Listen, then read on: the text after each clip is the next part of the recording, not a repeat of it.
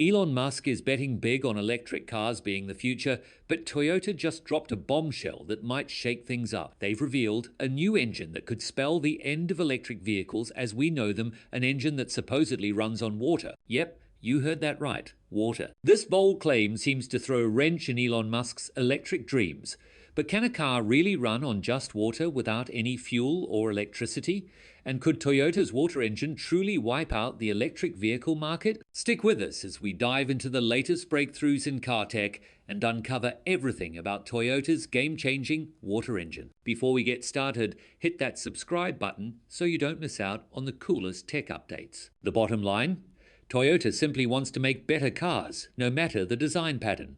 And now they're shaking up the car world with a wild new idea, a car that runs on water. Picture this. Through a smart process called electrolysis, this vehicle splits water into hydrogen and oxygen, then uses the hydrogen to power its engine. When the hydrogen and oxygen mix back together, they release energy to move the car, leaving behind nothing but water vapor. No nasty fumes, just clean air. This game changer could help fight global warming and reduce pollution, making driving much kinder to the planet. Toyota says this invention is their ticket to a cleaner, greener future, perfectly in line with the world's push to tackle climate change. Sure, electric cars have been the eco-friendly champions for a while, loved for their zero emissions and ability to charge with renewable energy. But Toyota's water-powered car brings something totally new to the table. Unlike EVs that rely on large batteries plugged into the grid, this one runs on water, a resource we have in abundance. The electrolysis process can even be powered by renewable energy like solar or wind, making it super sustainable. Plus, while electric car batteries can be tough on the environment to produce and recycle, Toyota's water-powered ride avoids that issue entirely. According to Toyota's executive vice president, Hyoki Nakajima, this is the future of travel. He revealed the concept at a recent event in Japan, saying Toyota isn't just about cars anymore, they want to be a mobility company that provides people with many innovative ways to get around. Nakajima wasn't alone on stage. He was joined by Takahiro Kato, who leads Toyota's electric car division, and Matsumoto Yamagata, who heads their hydrogen program as Toyota's new factory gets ready to roll. The company already has hydrogen fuel cell cars in development, which mix hydrogen from onboard tanks with oxygen from the air to create electricity that powers the vehicle. At the heart of Toyota's water-powered car is a device called an electrolyzer.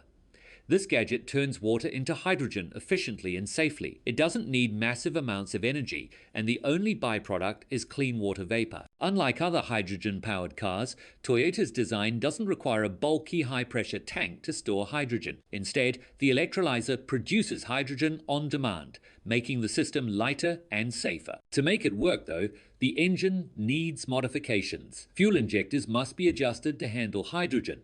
The engine block and cylinder head must be reinforced to withstand high pressure, and even the valves and spark plugs need upgrades. Here's the big win. Toyota's water engine beats traditional hydrogen motors because storing water is far easier than storing hydrogen. Hydrogen gas requires expensive, heavy tanks that can leak, posing safety risks. Water, on the other hand, is safe, easy to store, and requires no specialized tanks. That makes this technology versatile, suitable for small cars, large trucks, and even power plants. Its simplicity and safety give it a clear advantage, while also helping to reduce dependence on fossil fuels and cut harmful pollution, a huge step toward a cleaner, greener future. But here's the twist. Toyota didn't invent this concept out of nowhere. The idea of water-powered vehicles has been around for decades, though most attempts have ended in controversy or failure. Back in 2008, a Japanese company called Genesis Fax claimed they had built a car that ran on plain water instead of gasoline or diesel. They said their car used a system to split water into hydrogen and oxygen, then burned the hydrogen to power the engine. But experts discovered it actually required a special ingredient called metal hydride to work. It wasn't the pure water-powered miracle they promised. Genesis Fax, led by Genepax, never provided solid proof, and scientists dismissed the claims. They pointed out that water is very stable, and splitting it requires significant energy. You can't just extract energy from water for free. This wasn't the first time such claims appeared. In the 1980s, an inventor named Stanley Meyer claimed he built a dune buggy that ran on water, but he never provided evidence.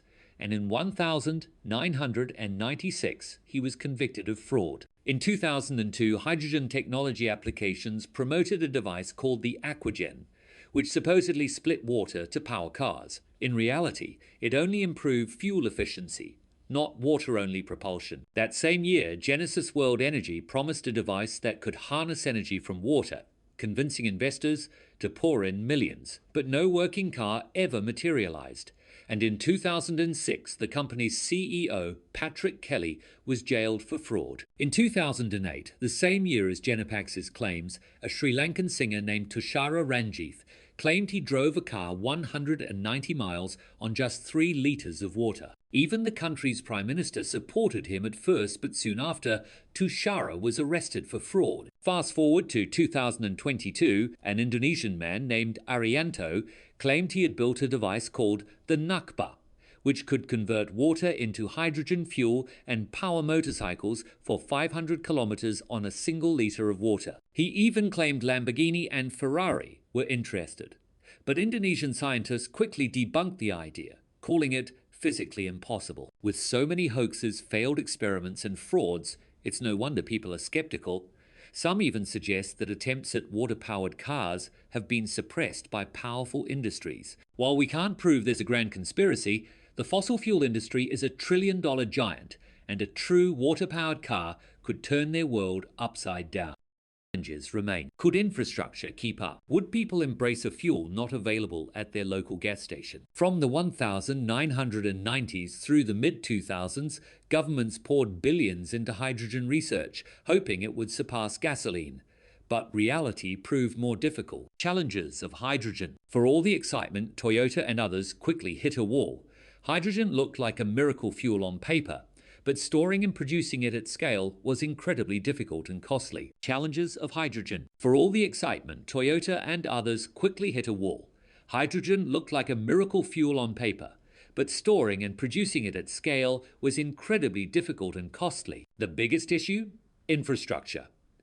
Unlike gasoline or electricity supported by global networks, hydrogen required entirely new systems, high-pressure pipelines, specialized refueling stations, and advanced storage solutions would need to be built from scratch. Early hydrogen stations in Tokyo and California were so expensive they relied almost entirely on government funding, and many were closed most of the time. On top of that, while gas stations are everywhere, hydrogen stations could be hundreds of miles away. As a result, the same range anxiety that plagued EVs also applied to hydrogen vehicles. And there's more. Most hydrogen today is produced through a method called steam methane reforming, which splits natural gas into hydrogen and carbon dioxide.